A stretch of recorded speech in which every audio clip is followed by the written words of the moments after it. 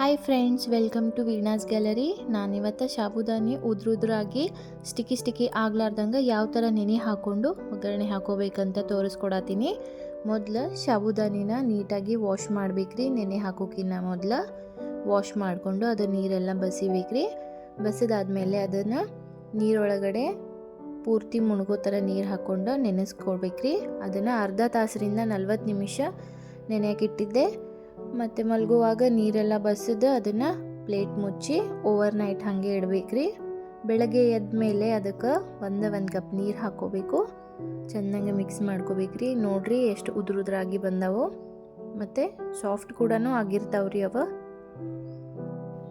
ಈ ಥರ ನೆನೆ ಹಾಕೊಳ್ಳೋದ್ರಿಂದ ಒಗ್ಗರಣೆ ಹಾಕಿದ ಮೇಲೂ ಸ್ಟಿಕ್ಕಿ ಆಗಂಗಿಲ್ಲ ರೀ. ಉದ್ರಾಗಿನೇ ಇರ್ತೈತಿ. ಒಗ್ಗರಣೆ ಕೊಟ್ಟ ಮೇಲೂ ನೋಡ್ರಿ ಎಷ್ಟು ಚಂದ ಮೆತ್ತಗಾಗಿ ಸಾಫ್ಟಾಗಿ ನೆನ್ಕೊಂಡವ.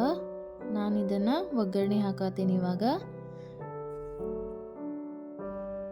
ಒಂದು ಪ್ಯಾನಿಗೆ ಎಣ್ಣೆ ಹಾಕ್ಕೊಂಡಿನ್ರಿ. ಇದಕ್ಕೆ ಸಾಸಿವೆ, ಜೀರಿಗೆ, ಇದಕ್ಕೀಗ ಉಳ್ಳಾಗಡ್ಡಿ, ಮೆಣಸಿನ್ಕಾಯಿ, ಕರಿಬೇವನ್ನ ಹಾಕ್ಕೊಂಡು ಫ್ರೈ ಮಾಡತ್ತೀನಿ.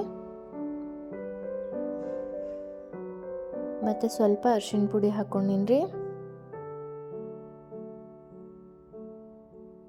ಈಗ ಇದಕ್ಕೆ ನೆನೆಸಿಟ್ಕೊಂಡಿರ್ತೀವಲ್ಲ ಸಾಬುದಾನಿನ ಹಾಕ್ಕೊಳತ್ತೀನಿ. ನೋಡ್ರಿ ಎಷ್ಟು ಚಂದ ಉದುರಾಗಿ ಬಂದೈತಿ. ಇದನ್ನು ಮೀಡಿಯಮ್ ಫ್ಲೇಮ್ ಒಳಗಡೆ ಇಟ್ಕೊಂಡು ಒಗ್ಗರಣೆ ಜೊತೆಗೆ ಮಿಕ್ಸ್ ಮಾಡ್ಕೋಬೇಕ್ರಿ.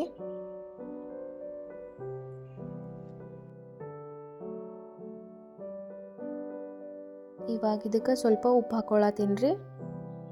ಮತ್ತು ಶೇಂಗಾನ ಹುರ್ಕೊಂಡು ಮಿಕ್ಸಿಗೆ ಹಾಕಿ ಪೌಡರ್ ಮಾಡಿ ಇಟ್ಕೊಂಡಿರ್ತೀನಿ. ಆ ಶೇಂಗಾ ಪುಡಿನ ಇದಕ್ಕೆ ಹಾಕ್ಕೊಳತ್ತೀನಿ ರೀ ಸ್ವಲ್ಪ. ಇವಾಗ ಇದನ್ನು ಚಲೋ ತಂಗ ಮಿಕ್ಸ್ ಮಾಡ್ಕೊಂಬಿಟ್ರೆ ಸಾಬುದಾನಿ ಒಗ್ಗರಣೆ ರೆಡಿ ಆಯ್ತು. ನೋಡಿ ಉದುರಾಗಿ ಬರೋ ಥರ ಯಾವ ಥರ ನೆನೆ ಹಾಕ್ಕೊಂಡು ಒಗ್ಗರಣೆ ಹಾಕ್ಕೋಬೇಕು ಅನ್ನೋದು ತೋರಿಸ್ಕೊಟ್ಟೀನಿ. ನೀವು ಈ ಥರ ಟ್ರೈ ಮಾಡಿರಿ. Thank you.